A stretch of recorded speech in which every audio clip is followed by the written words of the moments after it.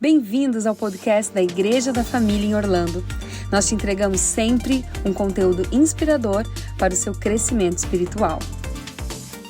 Olá, sejam todos bem-vindos ao podcast da Igreja da Família. Hoje eu tenho a honra de conversar com ele, que é pastor, ele é músico, ele é pai e ele é o pioneiro da música sertaneja gospel em todo o Brasil. Ao ver cair em seu jardim uma flor, aquela que tanto zelou com carinho.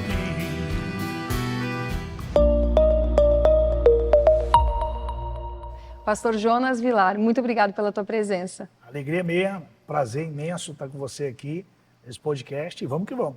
Pastor, eu quero começar a entender quando que o teu ministério de música começou há pouco tempo, mas antes tu já é pastor há muitos anos, né? Sim, desde 19 anos de idade, que eu sou pastor de igreja local, né, comecei bem novinho, aceitei Jesus com 14 anos de idade, fui primeiro a aceitar Cristo na minha casa. O evangelho na minha casa, ele entra através da minha vida, e através da minha vida eu alcancei minha mãe, meus irmãos. E aos São todos convertidos hoje? Todos convertidos. E aos 19 anos de idade, eu me mandaram para dirigir uma igreja, uma congregação que estava sem líder para lá, um pastor. E aí, coloca lá o Jonas, vamos ver o que vai acontecer. E para a glória de Deus, o trabalho cresceu. 19 anos praticamente saindo da adolescência, né? Sim. Já tinha pretensões ministeriais ali. É que eu era muito envolvido na igreja, né? Eu não era pastor ainda, mas eu estava sempre ali ajudando na sede, auxiliando e tal, e aí veio a oportunidade e a gente abraçou. E como foi ser pastor aos 19 anos? Porque uma experiência incrível. Ímpar, né? Uma experiência ímpar. O trabalho cresceu bastante, muitas vidas. Eu me lembro que teve o primeiro batismo, tudo foi uma grande experiência, mas eu me lembro que o dia que me marcou foi o dia que eu levei alguns candidatos para o batismo na sede, e aí o pastor disse, você vai batizar junto, porque você ganhou essas vidas para Jesus e você vai batizar elas querem ser batizadas por você. Quando eu desci ali a primeira pessoa, aquilo ali me marcou demais, porque aí eu entendi que através da minha vida, o Senhor estava alcançando outras vidas. Eu acho que o batismo, para todo mundo que prega o evangelho, é um momento muito forte, né? Batizar alguém. O batismo, na verdade, você vê, ele é muito parecido com um casamento, né? Casamento tem muita lágrima, tem muita alegria. O batismo na igreja tem muita alegria, tem muita lágrima. Você vê muita gente chorando no batismo. Realmente é um ápice do evangelho, porque ali o cara está dizendo não para o mundo, realmente está nascendo de novo. Pastor, e aí, depois de tantos anos como pastor, surgiu a música. Já era músico antes, lá com 19 anos? Sim, eu sempre toquei na igreja, né? Eu com 14 anos de idade, a música chegou na minha vida assim. Eu estava na igreja, recém-convertido, e eu ganhei um violão de um irmão. Eu tinha 14 anos de idade, naquela época não tinha Google, pra gente, não tinha YouTube pra gente hoje. Coloca no YouTube como tocar violão, tá tudo lá, como tocar piano, tá tudo lá. Então eu fui naquelas bancas de revista e eu comprei aquelas revistas de Chitãozinho Chororó, de Leonardo. Não tinha música gospel. A música gospel vai acontecer ali na década de 90, na década de 90, mas ali nos anos 95, 96 é que vai dar uma explosão mesmo, né? Mas então eu pegava aquelas revistinhas e comecei a tocar. Eu tinha um vizinho que tocava, e ele gostava de tocar esses boêmios e tal, e aí eu ia lá para aprender com ele. Eu falei, vem aqui toda segunda-feira que eu vou te ensinar um pouquinho. E ele não era cristão? Não era cristão, eu aprendi com esse cara. E Deus usando um não cristão, mal sabia aquele homem que ele ia influenciar na minha vida. Ser um instrumento para que tu fosse hoje o cantor que tu é. Pois é, porque foi aí que eu comecei a ter contato com a música. Porque eu era desafinado, você não tem noção. Eu não tinha noção nenhuma de música, não tinha noção de música. E aí com 14 anos começou a tocar, e quando que a música sertaneja mesmo apareceu? Na verdade, assim, eu comecei a tocar na igreja, cantando na igreja, mas eu nunca tinha gravado nada. Um dia eu estava pregando em Londres, na igreja de um amigo, pastor Gideão, da igreja Ministério Ômega, e uma irmãzinha lá, porque eu sempre gostei de cantar antes de pregar. Né? Eu era pregador. Então, a irmã disse, cadê seu CD? Eu tinha uns DVDs de mensagem e eu não tinha CD musical. Eu falei, não, irmã, eu sou pregador, eu não sou cantor. Você está de brincadeira comigo, você cantou maravilhosamente bem, sua voz é linda, tem unção e você não tem CD. Não, pelo amor de Deus. Eu estava profetizando ali na tua vida. Aí, aquilo me despertou, apertou um start, né? Um player, e eu falei, quer saber, eu vou voltar para o Brasil, eu vou começar a pensar nisso. E aí eu gravei o primeiro CD. 2008, o ano que eu casei. Eu tenho o mesmo tempo de casado, tempo de carreira musical. Que Ministério legal. musical. E aí eu gravei o Você Já Venceu ao vivo. Não é nem minha cidade, eu moro em São Paulo. Eu gravei ao vivo em Belém do Pará, porque eu fui pregar numa igreja lá, uns 3 dias, e eu falei, ó, no 4º dia eu vou gravar um DVD aqui, musical. Então eu tinha ensaiado com uma banda lá, um produtor, que era inclusive da banda Calypso, o cara agora estava na igreja. E aí ele disse, eu vou gravar seu DVD. E a gente ensaiou e gravamos. Gravamos assim, gravamos para ter um projeto. Eu não tinha, eu nem imaginava. Mas o CD vendeu em 1 ano, em portas de igrejas. Naquela época eu cantava nas igrejas, pregava nas igrejas. Eu ia para pregar e eu vendia o CD. Vendeu 12 mil cópias. Uau. Um número surreal, para quem não tem gravadora. Em 2008 isso? 2008, também não, 2009. O YouTube Eu gravei também em não 2008, era como é hoje, né? Eu comecei a vender em 2009. E o YouTube e as redes sociais, elas não tinham essa abrangência que se tem hoje, mesmo agora em 2008, ainda não era assim como é hoje. Não. Em 2008 não tinha tanta força o YouTube. O YouTube vai começar a ter força, valendo mesmo, a partir de 2010, depois de um cantor chamado Justin Bieber. Depois desse cantor é que o YouTube realmente ele cria uma cara de música. Porque então o YouTube era um site de vídeos, de piada, vídeos aleatórios. Eu me lembro que o YouTube era um site que não dava nem para todo mundo ver, porque ficava aparecendo umas mulheres sem roupa do lado. Ainda mais sabe? crente. E aí, quando esse Justin Bieber, ele gravou uma música lá, aí porque foi um investimento do YouTube, ele falou, vamos encarar a música, aí foi surreal. Mas e lá em 2008, quando tu fez esse CD lá em Belém do Pará, já era música sertaneja? Então, aí é onde tá. Porque eu gostava muito de música de adoração, eu fui para gravar um DVD de adoração.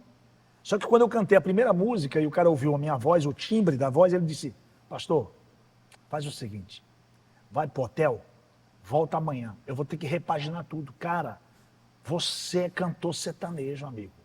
Você tá de brincadeira, sua voz é sertaneja. Não, você tá doido. Não me põe sanfona. Não coloca. Eu era. Porque eu tinha vindo do Nordeste. E aí, como eu sofri muito preconceito em São Paulo, que eu moro em São Paulo desde os 13 anos, então eu queria meio que, né, se desvincular daquilo. Desvincular. Mas não tem como você. A minha avó falava assim, o caipira sai do mato, mas o mato não sai dele. Então, aí eu voltei no outro dia, era uma pegada mais levada de sertanejão mesmo. Mas não tinha gaita ainda. Eu só vou colocar gaita no 2º projeto. Aliás, perdão, no 3º. Porque no 1º e no 2º não tem gaita. Não tem e aí tu foi pro hotel, voltou já cantando música sertaneja. Toda a tua lista de músicas, tudo sertanejo. O produtor, foi engraçado que ele que apontou, falou, sua voz é sertaneja. Não adianta. Você quer cantar música de adoração, você canta. Você canta de tudo. Você quer cantar peteca, você canta música pentecostal. Mas a tua voz, o timbre dela, radiofonicamente falando, ela é sertaneja. E não tinha ninguém naquela época gospel que fizesse ninguém isso. Do sertanejo, não o sertanejo que eu estava disposto a fazer, então. Porque já que eu ia fazer um sertanejo, eu falei, então eu vou fazer esse sertanejo que estão cantando aí. Naquela ocasião, estava chegando ali César Menotti Fabiano, Bruno Marrone, Victor e Léo, essa galera aí, Jorge Aliás, Mateus. a tua voz é muito parecida com a do Bruno Marrone. Já te falaram isso, eu aposto, Todo né? Mundo fala, todo mundo fala, mas eu já cantei com o Bruno, ele fez participação numa música comigo, Noites Traiçoeiras. E tem alguma coisa ali que bate. Talvez quando coloca um do lado do timbragem. outro, a gente percebe que não é tanto. Mas aí quando você põe um do lado do outro, você vê que a voz dele vai mais para um lado e eu vou mais para o outro. Mas aí o pessoal acha, mas eu acho que ali é pouca coisa que parece, sabe? É tipo assim, é difícil até de explicar, mas todo lugar que eu vou, o pessoal fala, não, pastor, você vai parecendo com o Bruno Marrone. Aí o Bruno fala assim, todo mundo que me fala, tem um cantor sertanejo no gospel, já viu? Que ele tem a tua voz. O Bruno falou isso pra mim. E tu já pregou o evangelho pra ele? Não, no dia que a gente gravou junto, a gente falou de Cristo, falou de Deus. Ele chorou muito na gravação. Ele se emociona na gravação. Que bênção. E não sei se você sabe, o Marrone, que é o que faz a segunda voz, que quase menos aparece cantando, ele tá indo pra igreja já faz muito tempo. Não bebe, não fuma. Isso que é o mais legal do teu ministério, né? É ver Deus redimindo a cultura de um povo, Sim. que a música sertaneja é a cultura do Brasil. Então a gente vê Deus redimindo a cultura de um povo através da música, através da arte e usando a tua vida. É quase que é uma honra, né? Ser o pioneiro na redenção de Deus na cultura de um povo, de uma nação inteira. E aí onde tá? Porque quando você vem trazendo algo novo, existe resistência, né? E sofreu muita resistência, pastor? Muita Muito preconceito? Muita resistência, principalmente os mais tradicionais, a igreja mais tradicionais. Ah, isso aí é mundano, isso é mundismo. Cara, e aí, tipo assim, pega e joga na lata do lixo toda a tua história, né? Porque muita gente me via cantando, mas não sabia que eu era pastor. Eu sou pastor e eu vim da Assembleia de Deus. Eu aceitei Jesus na Assembleia de Deus. E minha vida inteira como pastor. Aí, quando eles começaram a descobrir que eu era pastor, e aí o pessoal começou a descobrir isso, aí meio que silenciou essas vozes contrárias. Não, aí é pastor, é algo evangelístico e tal. Mas não foi nem... Lógico, o meu principal objetivo é alcançar vidas. Mas eu queria trazer algo novo para a igreja, porque a gente ouvia sempre aquelas canções que faziam as pessoas chorar. E eu falei, cara, tem que cantar músicas alegres.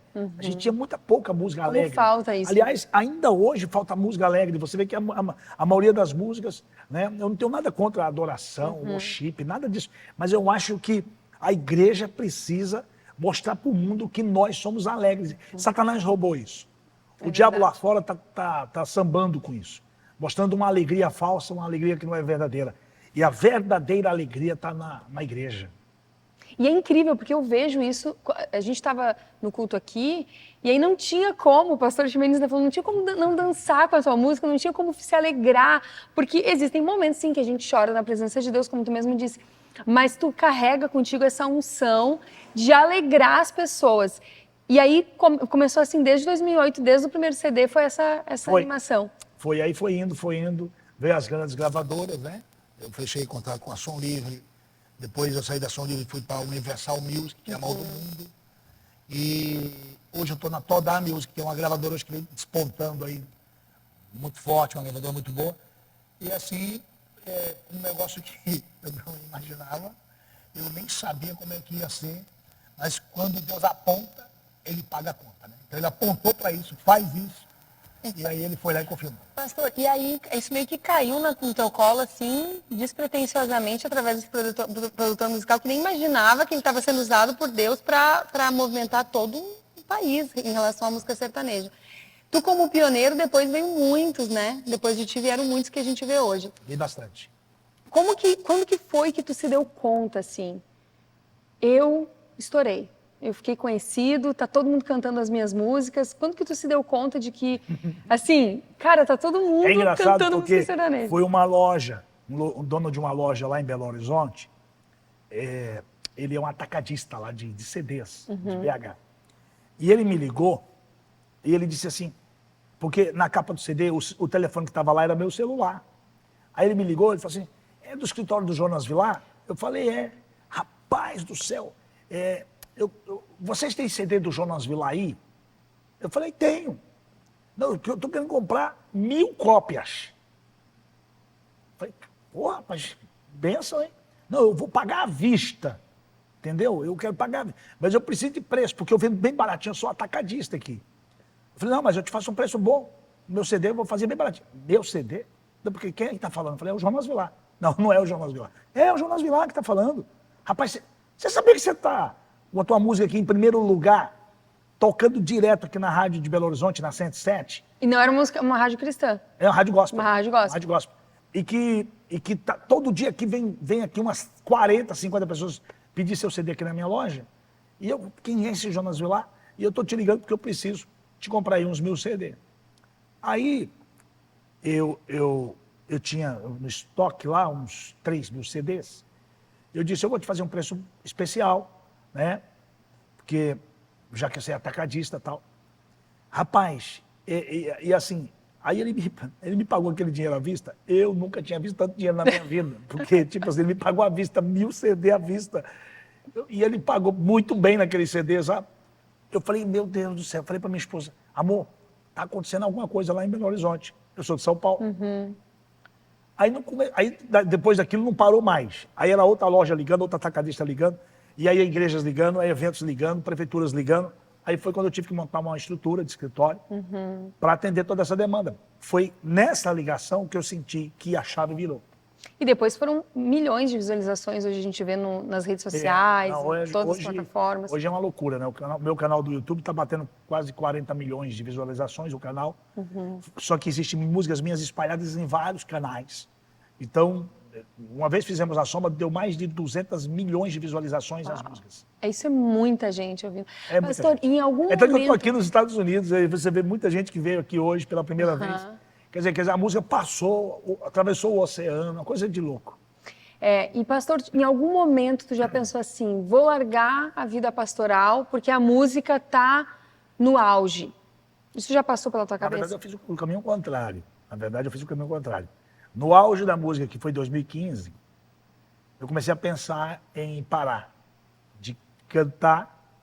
Não que eu ia parar de viajar, de cantar, de gravar. Mas eu falei, eu preciso puxar o freio, porque eu comecei a ficar, tipo, 1 mês e meio fora de casa, 2 meses fora de casa. A minha filha Vitória, ela nasceu, com 2 aninhos, ela começou a chamar o meu sogro de pai. E ali me preocupou muito. Daí caiu uma ficha. Aí, quando foi 2017, eu iniciei um ministério. E eu travei minha agenda. Domingo eu não saio mais. Domingo, segunda, terça e quarta eu estou em São Paulo. Não saio de São Paulo para lugar nenhum. E se eu tiver de viajar, eu vou ali e já volto. Eu vou ali e já volto. Então, não parei de cantar, não parei de gravar. Mas no auge da música, eu parei, puxei o freio de mão e fui dirigir, voltar a dirigir igreja, porque eu tinha parado de dirigir igreja. Eu entreguei a igreja local e fiquei dirigindo apenas um culto, né? Aí voltei a ser pastor local de igreja. O que também é um desafio, né? Qual que foi um dos maiores desafios que tu percebe hoje como pastor de igreja local? O início dessa igreja que eu estou hoje, a igreja Shekinah, foi assim uma prova de fogo. Eu fui para um bairro que eu não era conhecido ali. Eu não tinha ovelhas ali, a Zona Norte de São Paulo. Começou do zero mesmo. Comecei com 5 pessoas e um galpão todo destruído, uma reforma para fazer. E aí, se eu não viajo, eu não tenho recurso. Se eu não tenho recurso, como é que eu invisto? E aí, eu tive que escolher. Eu falei, cara, vou ficar completamente na mão de Deus. Então, eu tinha um sócio na minha produtora, desfiz a sociedade e fui ali. Olha, o primeiro ano, o segundo ano, realmente, até hoje, eu e minha esposa, a gente olha e fala assim, a gente foi muito forte, porque não foi fácil, foi muita renúncia. Ela estava contigo desde o início. Sim, e assim, eu renunciei muito, porque veja, eu vim aqui hoje, certo? Você vê o carinho que o pastor me recebeu, eu estou em Orlando, eu estou na Flórida, Estados Unidos. No Brasil é muito mais. No Brasil é uma loucura, você chega na igreja, o pastor te trata bem, te põe no melhor hotel, te dá oferta, você vende material, o povo te abraça, tira... Aí, de repente, você vai ser pastor local de igreja. Anônimo. Anônimo. Eu fui iniciar um ministério. Ninguém conhecia a igreja. E aí, minha esposa, quando ela me viu subindo em cima do telhado, ela falou, não é o Jonas Vilar. Porque eu não carregava nem minha mala. No aeroporto, eu tinha um assistente para carregar a mala. Check-in, um assistente ia lá fazer check-in. Chegava nos lugares, assistência para tudo, hold para tudo. É um quebrantar de Deus mesmo. Então, foi uma renúncia. Eu estava disposto a isso. Eu sabia que eu ia ter que passar por esse processo de renúncia. Hoje, para a glória de Deus, a igreja cresceu, todos os ministérios estão estabelecidos na nossa igreja local.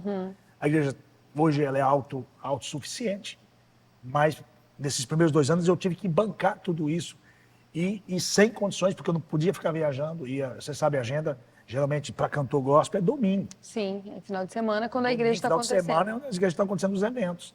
Eu só podia sair num sábado se eu conseguisse voltar a tempo de fazer o meu primeiro culto, e o meu primeiro culto é 10 horas da manhã. Quase viajar de madrugada, então. Então, e sempre chegando cansado, foi muita renúncia. Mas tudo isso foi direcionado por Deus, de maneira tão sobrenatural, que hoje eu digo que a igreja, no meu coração, ela está em primeiro lugar, porque ali está minha família. Ali está minha esposa, ali estão minhas filhas. Então, onde está minha esposa e minhas filhas, está a minha primeira igreja.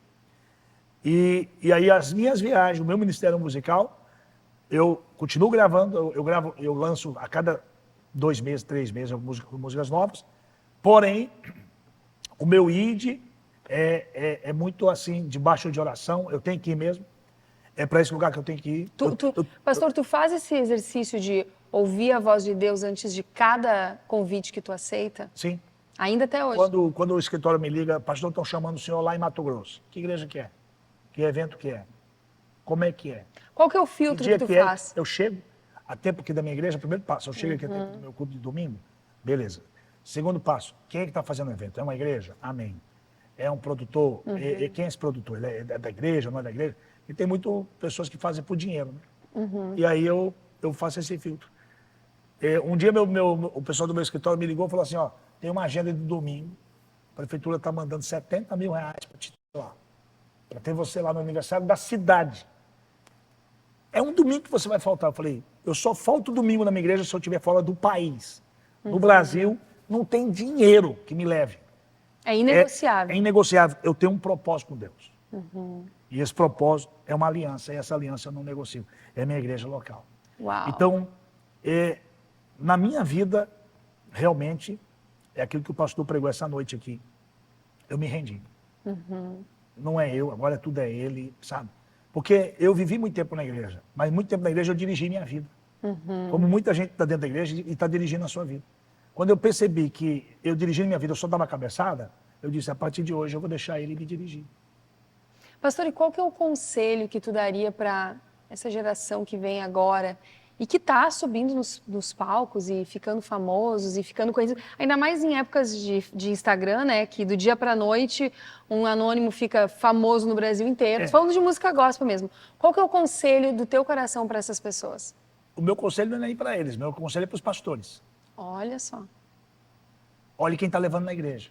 Porque antigamente as gravadoras evangélicas, elas contratavam você pelo seu perfil, sua conduta, quem é esse cantor, de que igreja que ele é, quem é o pastor dele. Hoje não. Hoje as gravadoras querem views, números. Então, tem muita gente que não tem testemunho em cima do palco, em cima do altar, cantando lindo, com canções maravilhosas, são profissionais da fé. Então, meu conselho é para os pastores, cuidado com quem vocês levam na igreja. Porque são esses pastores que alimentam esses monstrinhos que vão aí comercializar a fé. Tá cheio de cantor gospel. Cantor gospel. Um monte aí. E eu vou falar para você, quanto mais desviado o cantor é, mais sucesso ele faz. É impressionante. Entendeu? Agora o pecado virou coisa comum, é normal. Sim. Então, você está vendo aí vários cantores que acabam abandonando a igreja, porque nunca estiveram na igreja. Sim. Quando o cantor abandona a igreja, é porque o coração dele nunca esteve na igreja. Mas ele era aplaudido, evacionado pela grande plateia. E o pastor leva por quê? Porque tem views, porque tem plateia, porque tem audiência. Chama público para a igreja. Porque não adianta, você não precisa dar um conselho para quem tem um coração no reino. Ele já tem o conselho todo dia no altar. No domingo, o pastor está pregando para ele lá. Ele não precisa dar conselho para quem está. Ele vai suportar o peso do início, as renúncias, porque ele é de Deus, ele é do altar. Agora, para que eu vou dar um conselho para quem está começando? Porque essa é uma pergunta que todo lugar que eu vou, o pessoal me faz. Pastor, qual é o conselho que você tem para quem está começando? Para quem está começando, se é de Deus, vai permanecer, precisa dar conselho não. A Bíblia diz isso, né? Aquele que der fruto e permanecer fiel até o fim, vai herdar a coroa da vida. O conselho que eu estou querendo despertar uma igreja, cuidado com o altar. Cuidado com o altar. Tem muito cantor que canta lindo, maravilhosamente bem, tem uma voz maravilhosa e é um negócio do céu. Parece que o cara faz até descer fogo do céu. É um negócio esquisito. Mas você vai ver, saiu do armário. Aí vai ver, agora separou da mulher. Aí vai ver. Então, é difícil. A gente olha os caras que antes ministravam louvor, fazendo hoje insanidades, que tu perguntou como é que essa pessoa chegou a esse nível, né? Você viu hoje o Kleber Lucas descaradamente falando da música Alvo Mais Que a Neve, que é a Bíblia que diz. Esse cara estava dentro da igreja. Esse cara... Mas aí, estavam os frutos dele lá, separado 4 vezes. A igreja continuava convidando um cara desse, não adianta. Porque canta bonito, porque tem uma música bonita. Eu cantei tantas vezes as músicas do Kleber Lucas na minha igreja, músicas maravilhosas, mas nunca levei. Porque quem tem o Espírito de Deus, sabe. Tem muita gente que está aí que eu não levo na minha igreja de jeito nenhum, eu sei. E não é porque eu ando não, eu olho e identifico que quem tem o Espírito Santo de Deus. A Bíblia diz que quando o apóstolo viu aquela mulher adivinhando, ele repreendeu o demônio que estava nela. Aquela mulher, todo mundo vivia por causa dela. A cidade toda parou. Repreendeu o espírito dela. Pastor, e aí a gente percebe a tua influência, Deus te levantando como uma influência lá atrás, em 2008, Deus já te levantando como essa influência. Como a gente falava antes da gente começar a gravação aqui, a gente estava trocando uma ideia, e muitos vieram com a música sertaneja depois de ti. E aí, nessa influência, tanto em cantores que não são cristãos, como Bruno e Marrone, como tu mesmo falou, aí Deus começa a te levar para cantar e louvar a Deus em outros ambientes um pouco diferentes, como festas de casamento, por exemplo. Ou, enfim, como é que foi isso? Como é que surgiu isso aí de tu levantar a Muito galera? legal, nos porque ambientes? festa de casamento, eu nunca vi um lugar tão bom pra gente evangelizar do que festa de casamento. Porque festa de casamento vem o pessoal da família que não é crente, vem um amigo que não é crente, vem não sei o quê. Aí chega lá, né? As festas de casamento de gente rica hoje, tem Bruno Marrone, tem Ivete Sangalo. Aí chega lá, poxa, eu fui na festa de casamento, rapaz, tinha um tal de Jonas Vilar lá cantando uns forró lá, uns sertanejão, umas batidão, um negócio. Rapaz, eu não sabia que isso existia na música gospel. Eu nem sabia que crente era assim.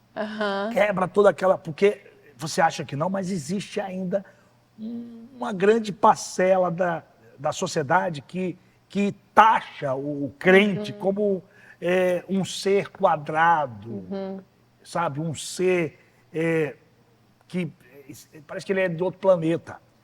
Crente parece que não ri, crente parece que não lê notícia, crente parece que não vota, crente, sabe? Então a gente Isso tem que... também foi um fruto da religiosidade que os próprios crentes Lá atrás. lá atrás foram colocando, né? E acaba Sim. que as pessoas acham isso mesmo. Sim, Mas porque lá atrás a necessidade da igreja era tanta que pegava qualquer pessoa e colocava para ser pastor.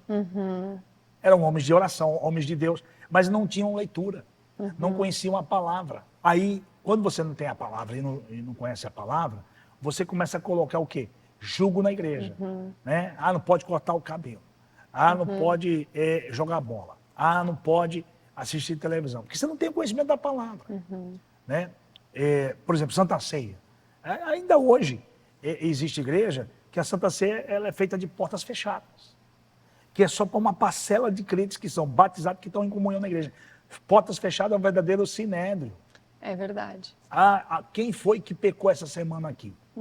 Levanta a mão aí e tal. Alguém lá conta o testemunho, aí eu gritei com a minha esposa. Não gritei nada, bateu, espancou, sabe? Aí, vamos perdoar o irmão? Só quem estiver, como é que fala? Se sentir digno. A gente ouviu a palavra. Quem é digno de tomar da ceia? Ninguém. O Senhor que disse, coma e beba. Entendeu? A ceia é para todos. É para a gente ter essa memória e tal. Então, eles não tinham a leitura da palavra. Eles não tinham conhecimento. Eles replicavam aquilo que eles aprendiam, que era a doutrina de homens. E aí ficou essa imagem da igreja que é o crente, porque é essa visão que tem, né? Aquele crente com a Bíblia debaixo do braço, que não toma banho. Se a gente olhar, tipo assim, novelas, filmes, seriados que falam de crente, sempre é a mesma coisa. O crente que aparece assim. lá é uma pessoa que você clasca ignorante, bitolada, não tem aqui na igreja. A igreja hoje tem médico, tem doutor, tem juiz, tem advogado, tem gente famosa, tem gente... Você entendeu? Eu fui na Fátima Bernardes, na Globo, e eu cantei lá, o Michel Teló foi convidado, porque ele estava com aquela música em primeiro lugar, no mundo todo, e foi bem no mesmo ano, e eu estava com a música Vitória no Deserto. E aí me levaram lá, e a Fátima falou assim, nossa, mas quer dizer que crente canta música sertaneja? Ela ficou impressionada. Quando soltou minha música, ela começou a dançar. Falei, rapaz, é bom demais, não sabia não. Que incrível, né, pastor? Ver Deus te usando para influenciar tantas pessoas e influenciar aqueles que influenciam outras pessoas, né? E aí casamento, prefeitura, todos esses lugares. Tudo. Aniversário de jogador de futebol. Até nisso. Um dia, tem um jogador de futebol, o Cicinho, que jogou na seleção brasileira e jogou no Barcelona e tal. Ele se converteu através de uma música minha chamada Deus Vai Te Honrar. Olha que legal. A mulher dele, ele contou esse testemunho, né? A esposa contou esse testemunho. Deu o meu CD para ele, estava passando uma crise. E aí, mulherada, um monte de coisa, sabe? E ele disse, aquele CD me alcançou. Hoje é um servo de Deus, abençoado. E aí a mulher dele queria fazer uma surpresa para ele. Sem ele saber, me ligaram lá no escritório, me levaram. Nem eu sabia quem era, para não vazar. Eu sabia que eu ia cantar no aniversário de um jogador famoso, jogador de futebol famoso. E tu nem sabia quem era. Na seleção brasileira, só que eu não sabia quem era. Era o Cicinho. Que loucura! E como é que foi quando ele te encontrou, assim? Ele ficou igual a estátua, assim, olhando. Falei, caraca, meu Deus do céu. Começou a chorar, me abraçou. Sabe, porque fez parte da vida dele. E a música faz isso, a música tem esse poder. esse poder. Tem. De ir em lugares que os teus pés não alcançam, mas a tua voz está lá. A voz está lá e aquela pessoa está ouvindo, está tendo a experiência com aquela tua música, e no dia que ela te vê, ela fala assim, meu Deus, é você mesmo. É isso aí. Pastor, qual que é a música tua que mais, assim, estourou até hoje? Vai te honrar. Conta um pouquinho pra gente. Não, Deus vai te honrar, mudar tua vida. Deus cuida de ti, só Ele é a saída. que lindo. Pastor, amei falar contigo. Para quem está assistindo aí, cada convidado que vem aqui, a gente sente que é uma unção diferente. A gente sente que Deus levantou aquela pessoa para um propósito bem específico. E, pastor, eu tenho a alegria de dizer que Deus tem a unção que está sobre ti, uma unção de muita ousadia. Amém. E de quebra de muita religiosidade. Amém. Desde o início, né? Desde o início da nossa conversa. É a quebra da a religiosidade mata. A religiosidade é um pecado Afasta. que afasta. A religiosidade afasta o religioso, é aquele que subiu o monte e disse, eu não sou como este. Ele se sente sempre mais, ele é... Então, a religiosidade é uma coisa muito triste. Ela mata. E quando você traz uma proposta de um Jesus que chega numa cidade e escolheu a casa do cara mais improvável, Zaqueu. Desce que eu vou na tua casa, o improvável. E aí tu tem esse ministério de quebrar a religiosidade desde a música sertaneja, de influenciar tantos influenciadores. E na nossa conversa, assim, essa indignação santa de ver o povo se perdendo, isso é muito lindo. Eu oro para que o Espírito Santo leve a tua voz para ainda milhões e milhões, porque ainda tem um mundo inteiro para ser alcançado. Amém. E que Amém. através de ti... E que assim seja, em nome de Jesus. Amém, é um prazer. Eu gosto do teu, né, da forma ousada e alegre. Se um dia vocês tiverem oportunidade, vai ser uma bênção poder estar no mesmo lugar que esse homem de Deus. Obrigada, pastor. Amém. Obrigado, Deus te abençoe. Obrigado a todos os nossos queridos que estão aí assistindo. E Deus abençoe. Até a próxima. Então, se você gostou, manda aí para suas amigas, manda aí para os seus amigos, para o seu pastor, manda para aquele amigo seu, aquele parente que você sabe que adora comer um churrasco, né? Ouvir uma música sertaneja, coloca aí no churrasco da sua família, tá todo mundo lá tomando uma cerveja, se embebedando, tal. Aí você coloca a música do pastor Jonas Vilar ali, deixa o Espírito Santo fluir. Tinha um boteco lá em Belo Horizonte que o cara era crente. Mas ele não queria mais fechar ele se converteu, já tinha um boteco. E aí ele queria fechar o boteco. E ele começou a tocar minhas músicas. E os caras estavam ouvindo minhas músicas sem saber que era gospel. E aí teve uma hora que um cara começou a chorar. Eu estou chorando, não sei porque eu estou sentindo vontade de chorar. E que música é essa aí, irmão? Aí é uma música gospel. E o cara foi para a igreja. Uau! Sabe? E aí ele foi contar esse testemunho, pastor. Eu tô com o boteco aberto até hoje. E eu ponho as músicas lá e eu tô alcançando essas vidas. Olha só, então faça o mesmo. Você que é aí, irmão, que tem o seu bar, seu restaurante, sua loja, convida a sua família, vai no churrasco e coloca as músicas do pastor Jonas Vilar e deixa que o resto o Espírito Santo faça. É isso aí. Deus te abençoe e até semana que vem.